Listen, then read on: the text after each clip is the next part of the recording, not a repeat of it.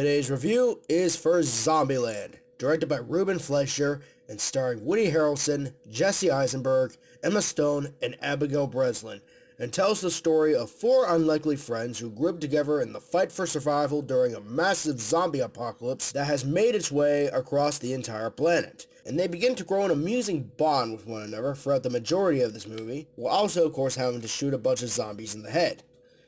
Now, if you're wondering, yes, I am reviewing this movie in preparation for Zombieland Double Tap, which is out right now, but I can't really go see it just yet. I don't really have the chance to right now. I do plan on seeing it probably sometime this weekend, so I thought that instead, since I can't get a review of the sequel out to you right now, I thought it'd be a good time to actually try and appetize you guys with a review of the first movie that came out 10 years ago, and why I personally think of this to be one of the best zombie movies ever made.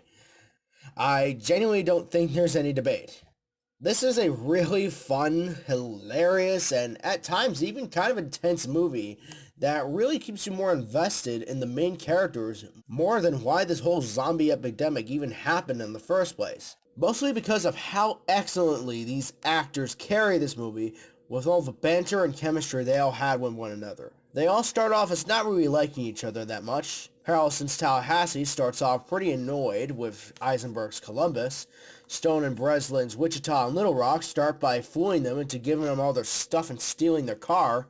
And when they all meet up again, at least 3 out of the 4 are all at gunpoint with one another. But as the film goes on, they actually start to like each other's company, and they grow this really fun and endearing bond with one another, despite being chased by a bunch of ravenous freaks left and right. But it makes for some great plot progression that actually works really well, mostly because of how much we get to learn about these characters, and we grow to like them a lot more.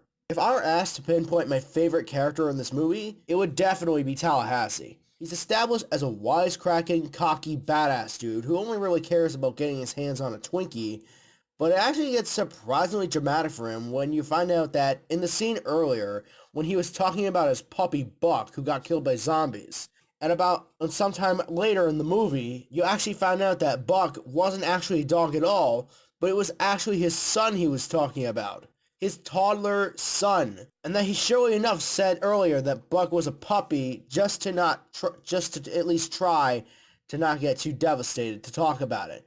And when he finally reveals that little detail, he actually looks torn up about it, like any parent would if they lost their kid to, well, anything. And it actually does kind of make you sorry for him. And this is one of many reasons I consider Tallahassee to be the best character in this movie, and proves that you can have a badass tough guy and give him good emotional development.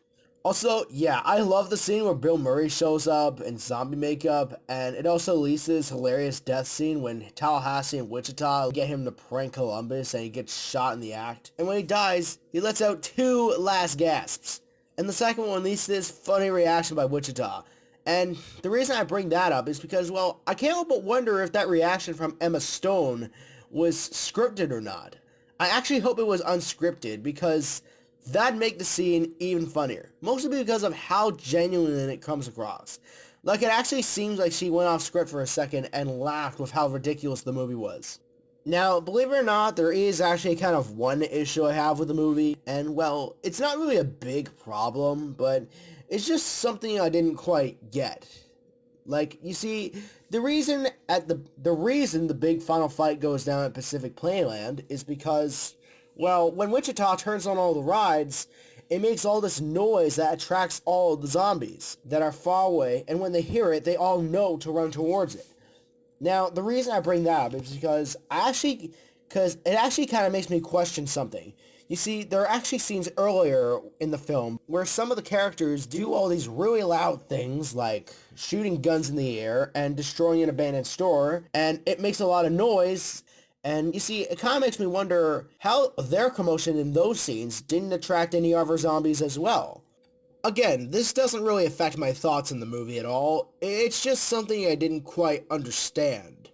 You see, you'd think that when Tallahassee was firing all those guns into the sky, you'd think it would at least get one zombie's attention.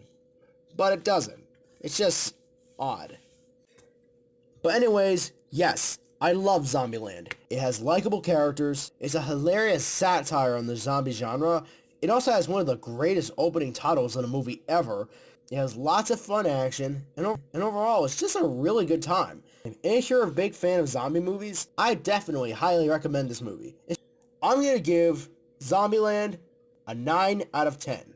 And I certainly hope that the sequel does not end up being another Zoolander 2 or Super Troopers 2 where, despite taking a long time to come out after the first film, it ends up being a terrible mess of a sequel. I hope Double Tap is actually a good sequel and it's not garbage, especially since it's got just about all of the same people back from the first one to work on it again. I hope it's good. I really do. Well, I hope you guys enjoyed this review. I'll see you next time, and peace out.